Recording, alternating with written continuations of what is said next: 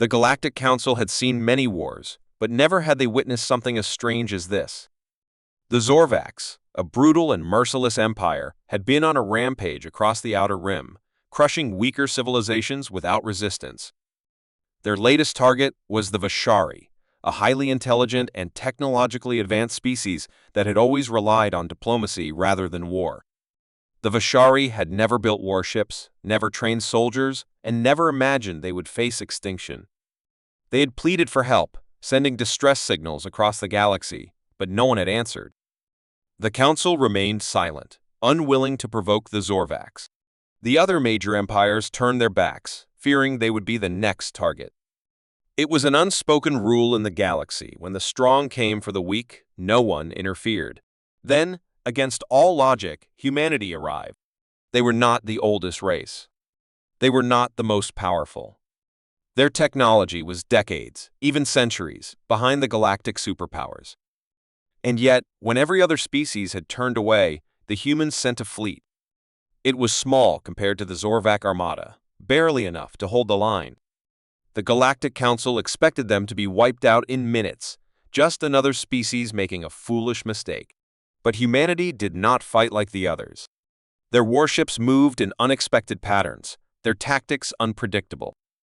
They used strategies that had no place in galactic warfare: tricks, ambushes, deception, things that other species considered dishonorable.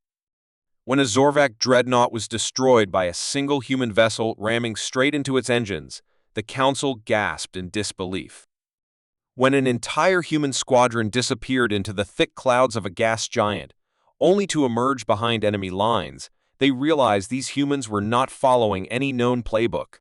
The Zorvax, arrogant and overconfident, had never fought an enemy like this.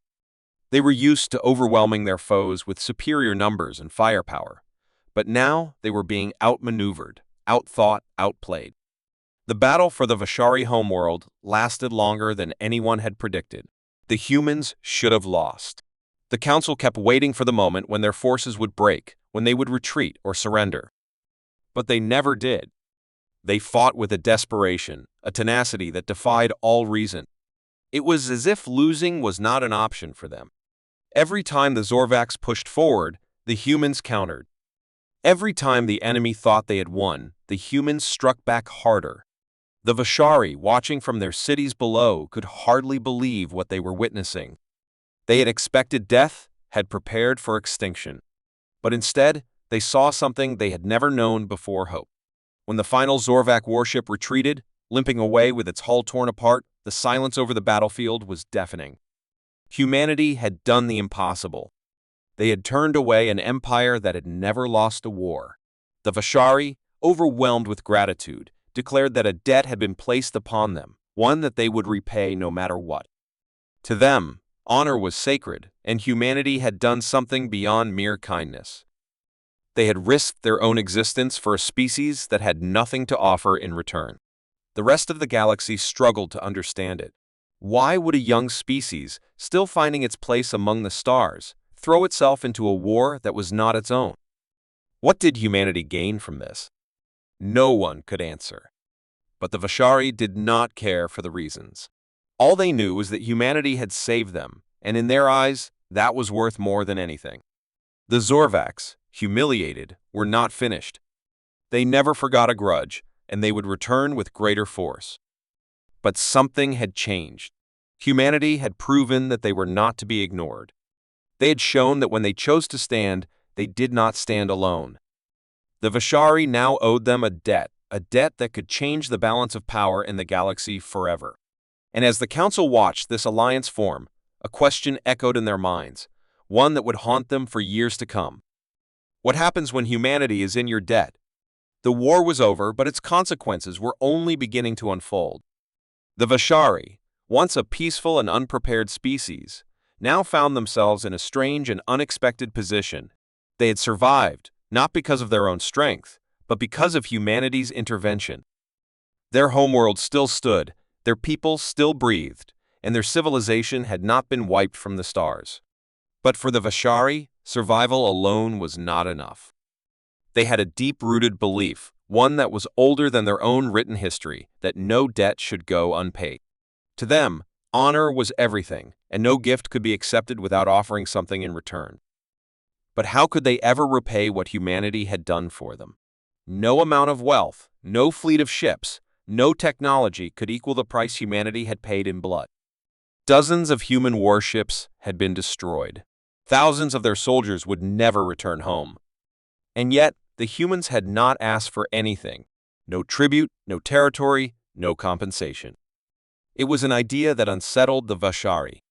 They had seen many species rise and fall, and none had ever done what humanity had. The strong always took from the weak. The powerful always demanded something in return. But the humans had simply fought, won, and left them standing. The Vashari High Council could not understand it, but they knew one thing: this debt had to be repaid, no matter what. The first sign of their gratitude came quickly. Massive convoys of Vashari ships arrived in Earth's orbit, carrying endless supplies, exotic metals, energy cells, medical advancements far beyond human capabilities. They offered the blueprints of their greatest inventions, shared their knowledge freely, and even provided resources that humanity had never seen before. At first, Earth's leaders hesitated.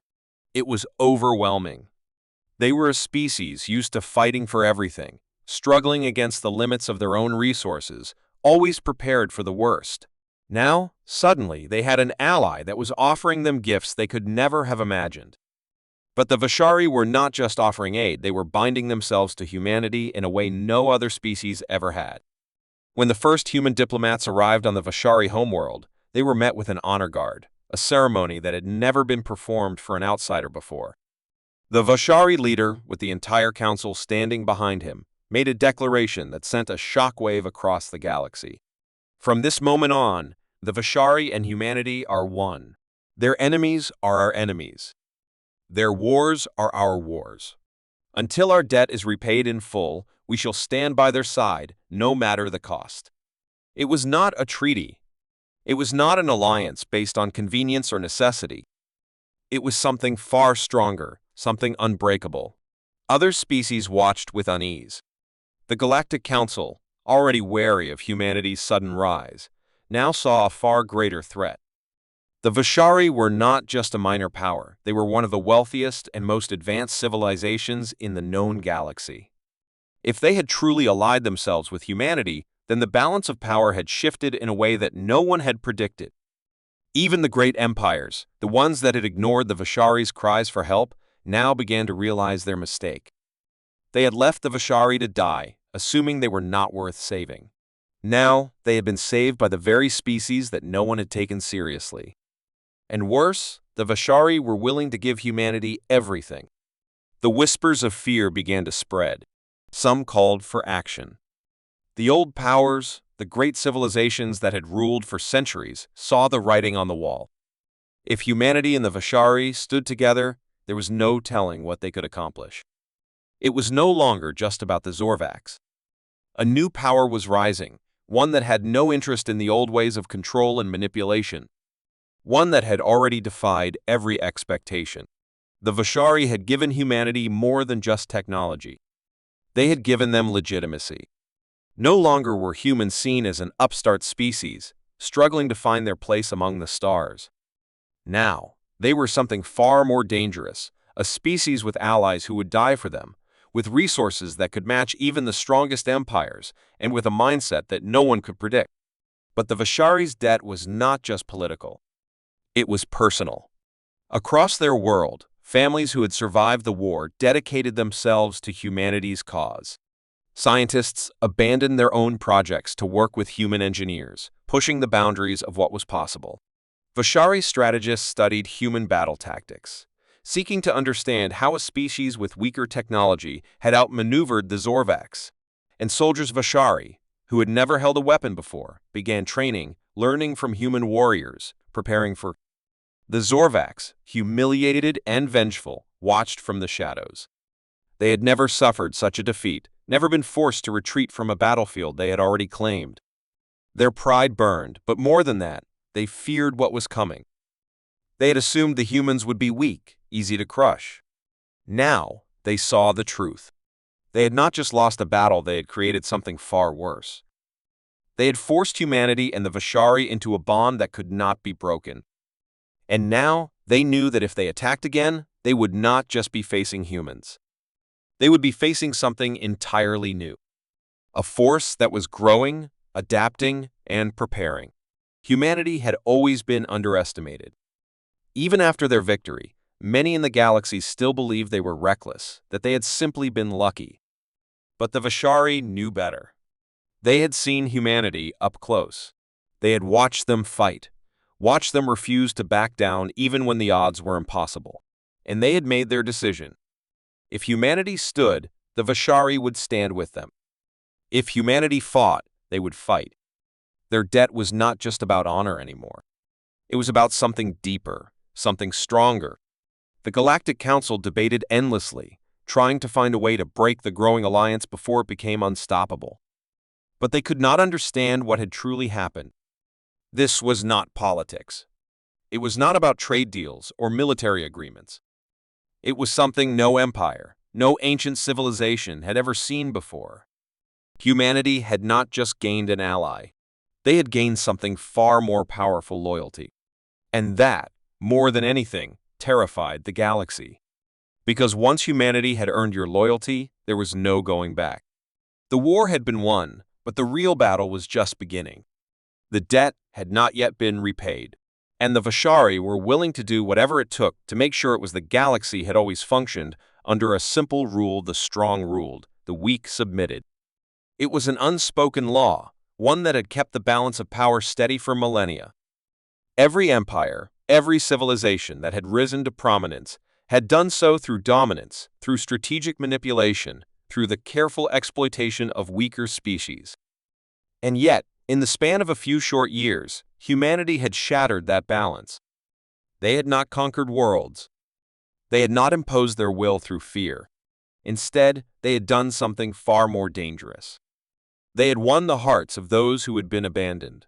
The alliance between humanity and the Vishari had been unexpected, but what followed was even more shocking. More species, those who had once been treated as lesser by the great empires, began to take notice.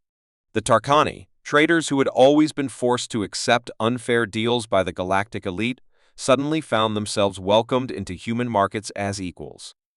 The fragile and reclusive Scythians, long considered too weak to participate in interstellar politics, were now exchanging scientific discoveries with human researchers. Even the warlike Drollcore, a species once feared for their brutal and unrelenting warriors, had begun to train alongside human soldiers, respecting their ingenuity and unpredictability in battle. This was what terrified the old powers: not humanity's weapons, not their ships, not even their rapidly growing influence. It was the fact that they had broken the rules. They had built their strength not through conquest, but through loyalty. They had not taken anything by force, yet they had gained more power than any empire had in centuries. And the ones who had ruled for so long, who had sat at the top of the galactic order, now watched as the foundations of their control began to crack. Whispers spread through the halls of the Galactic Council. Fear took root in the hearts of those who had once laughed at humanity's ambitions. The great empires had dismissed them as nothing more than a primitive race, a species that had barely stepped into the stars. They were supposed to struggle for centuries before they were even noticed, to remain in the shadows, waiting for the moment when they would be allowed a seat at the table. But humanity had not waited. They had carved their own place, and now they were not alone.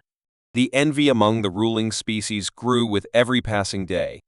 The Drakkar Dominion, a vast empire that had once prided itself on being the sole authority on trade and diplomacy, found their influence weakening.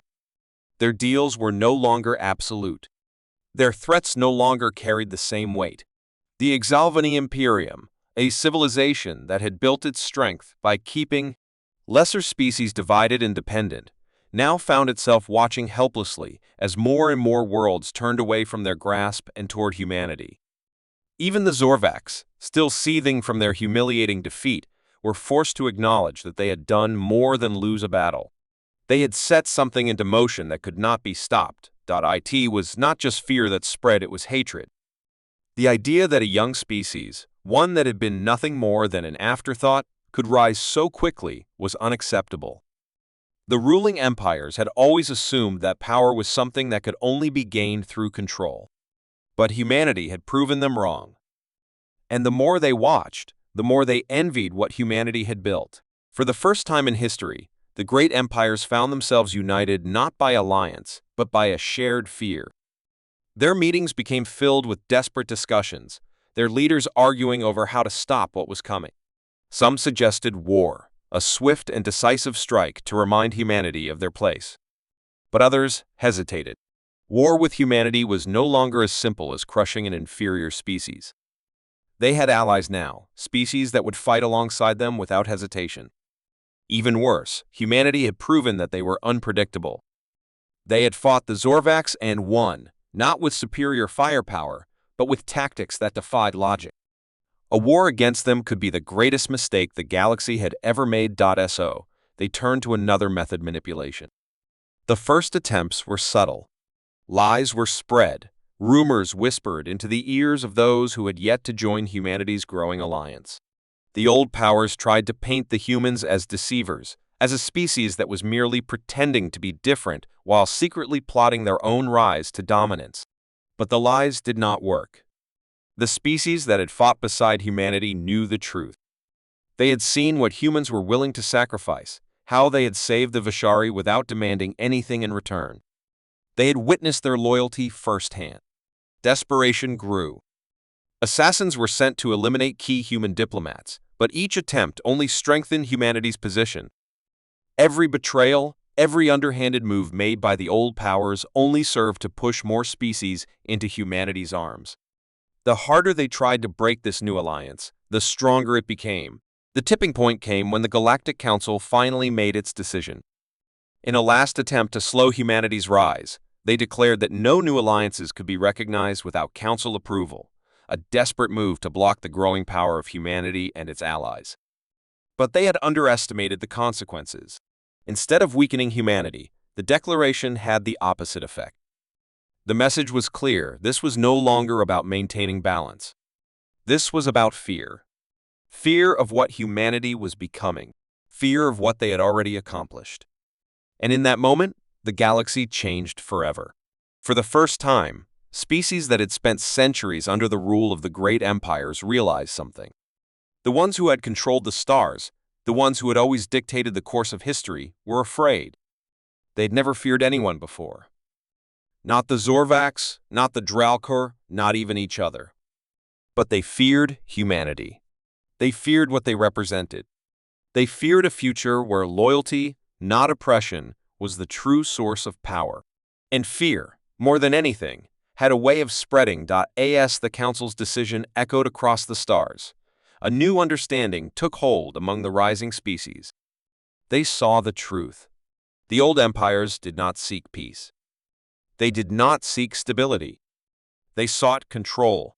And if humanity could defy them, then perhaps others could too. The battle lines were no longer drawn between nations, between planets, between governments. They were drawn between the past and the future, between those who ruled through fear and those who sought something greater. And humanity, the species that had once been ignored, had become the spark that could set the entire galaxy aflame. The silence before the storm was always the most dangerous.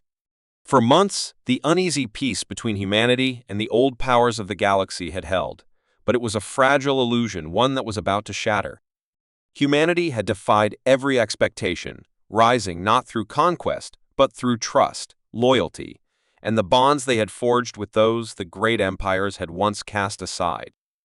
They had changed the balance of power, and for that they had earned the envy and hatred of those who had ruled for centuries. The Galactic Council had tried every trick: diplomatic pressure, political isolation, even covert assassination attempts. None had worked. And so, in the end, they turned to the one strategy that had never failed them before: betrayal. It began with whispers, carefully placed rumors that spread like wildfire. The Drakar Dominion, the most cunning and manipulative of the great empires, had spent decades mastering the art of deception. They did not need to defeat humanity in battle. They only needed to make their allies doubt them. And so, they planted seeds of distrust. Stories of humanity's supposed hidden agenda, fabricated evidence that painted them as conquerors in disguise. They approached the Vishari first, their most loyal allies, and reminded them of the dangers of trusting an outsider species. Have they truly asked for nothing in return? They whispered. Or have they merely been waiting for the moment to take everything? At first, the Vishari dismissed the rumors. They knew humanity had fought beside them, had seen their sacrifices firsthand. But the Drakkar were patient. They did not expect to break the alliance overnight. Instead, they sowed doubt, planting small cracks in the unshakable foundation that humanity had built. And as those cracks deepened, they prepared their final move. The betrayal came not with an open declaration of war, but with a single act of treachery that shook the galaxy. A Vishari fleet, one of their most advanced, was found destroyed in the void, evidence pointing directly to humanity. The wreckage was scattered across the cold expanse of space, the damage unmistakable. Human weapons, human tactics, human signatures in every piece of debris. The Drakkar had planned this well. They had studied every aspect of human warfare, every battle they had fought, and had crafted a perfect illusion. And when the evidence was presented to the Vishari High Council, the doubt that had been carefully planted took root. Humanity protested, demanded an investigation, swore they had nothing to do with it. But the damage was already done. The Vishari, the ones who had once sworn undying loyalty, hesitated. And in that moment of hesitation, the old powers struck. The Drakkar, the Exalvani Imperium, and the Zorvax launched a combined offensive, moving with terrifying precision. Humanity's allies, confused and uncertain, did not act. They did not betray them outright, but neither did they rush to their defense. And in war, hesitation was often the same as surrender. The first attacks were brutal. Human colonies on the frontier, isolated and vulnerable, were wiped out in hours. The fleets that had once stood ready to defend them had been repositioned, weakened by the sudden uncertainty of their allies. The Galactic Council, ever the master of deception, framed it as a necessary measure to restore balance. Humanity has grown too bold, they declared. They must be reminded of their place. But humanity was not one to kneel. The response came swiftly. Even without their allies, even against overwhelming odds, they fought. The first counterattack came from Admiral Elias Cal, who refused to abandon the colony of Epsilon Prime, despite being outnumbered 5-1. His fleet, battered and surrounded, held the line for 6 days, long enough for civilians to evacuate before he made his final transmission. "We do not kneel," he said, just moments before his flagship was torn apart in the void. His words became a rallying cry across human space. If the galaxy thought they could break humanity, they had made a fatal mistake. The war should have been over quickly. That was what the great empires had expected, but they had underestimated the very thing that made humanity so dangerous. They did not fight for power, for conquest, or for dominance. They fought for each other. And when the first human fleet struck back, they did so with a fury the galaxy had never seen before. The Drakkar's outer colonies burned in a single night. The Exalvani's deep space supply lines were shattered, cutting off their vast armadas from reinforcements. The Zorvax, who had once believed they were the strongest warriors in the galaxy, found themselves pushed back at every turn, facing a relentless enemy that never gave up, never surrendered, never stopped fighting. But it was not victory that humanity sought. It was justice. The final betrayal had not just been a political move, it had cost lives. Innocent lives, those who had trusted in the alliances they had built. And so, humanity did not just fight the enemy. They exposed the truth. The betrayal, the lies, the deception, all of it was laid bare for the galaxy to see. And as the truth spread, the very thing the old powers had feared began to happen. Their own people, their own citizens, began to question them. If humanity was the enemy, why had they fought so hard for those who had betrayed them? If they were conquerors, why had they given so much without asking for anything in return? And then, the unthinkable happened. The Vishari, the ones who had hesitated, who had let doubt cloud their judgment, finally saw the truth. The evidence had been false. The fleet had not been destroyed by humanity. It had been a setup, a manipulation designed to turn them against the very ones who had saved them. And when the Vishari High Council realized the depths of their mistake, the shame was unbearable. The Vishari returned to the war, but not as the empire they had been before. They returned with fury, with vengeance, with the single-minded purpose of undoing the damage they had allowed to happen. Their fleets turned on the Drakkar, the Exalvani, and the Zorvax with a vengeance, striking down those who had led them into betrayal. They had hesitated once. They would not do so again. The war did not last forever. The old powers, weakened and exposed, could not sustain their fight against an enemy that refused to break. One by one, their fleets fell. One by one, their allies abandoned them. And when the final battle was over, the Galactic Council stood empty, its rulers either dead or in exile. Humanity had not sought war. They had not wanted conquest. But they had been betrayed, and in the end, those who had sought to destroy them had paid the price. And as the dust settled, one truth remained. Betrayal had nearly broken them, but it had also made them stronger. And the galaxy would never forget the lesson they had learned. Humanity was not to be underestimated. Not now. Not ever. The galaxy had never been fair.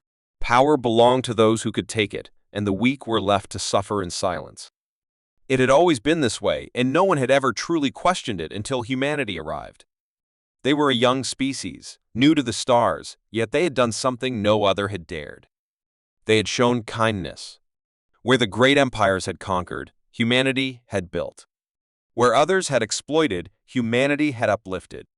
And where the weak had once lived in fear, they now found hope.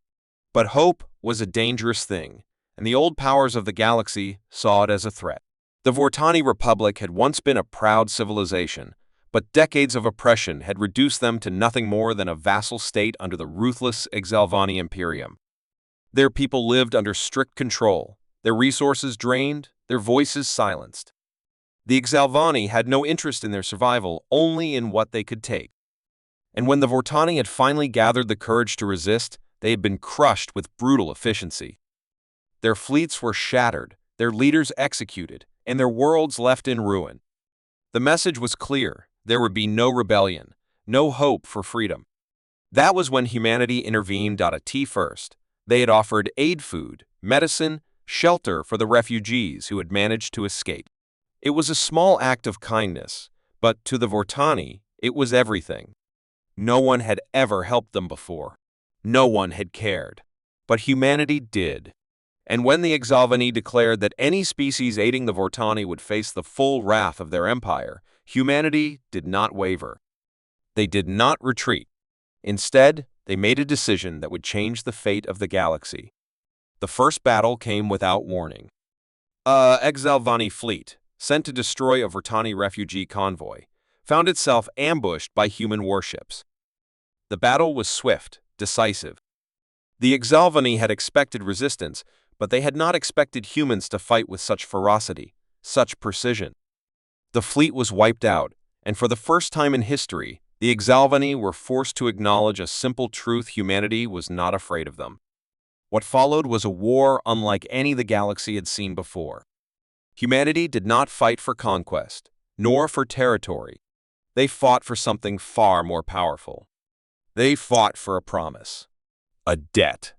The Vortani had been abandoned, betrayed by those who had claimed to be their allies. But humanity had made a vow, and they would see it through to the end.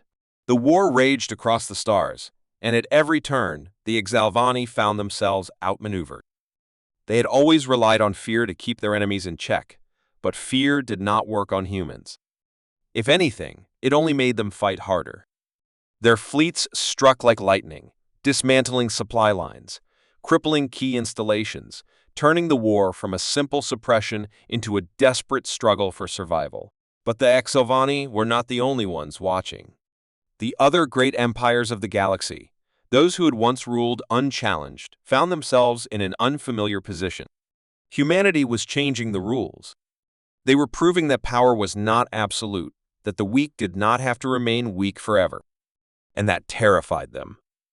If the Vortani could be saved, then what of the others? What of the dozens of species that had spent centuries living under the heel of the empires? What if they, too, began to believe in something greater? Desperation took hold, and the Exalvani made their final move. They gathered their forces, assembling the largest fleet they had ever commanded. If they could not rule, then they would destroy. The planet would burn, its people would be erased, and humanity would be left with nothing to fight for. It was a brutal, merciless strategy. But it was also their last mistake. The humans had been waiting.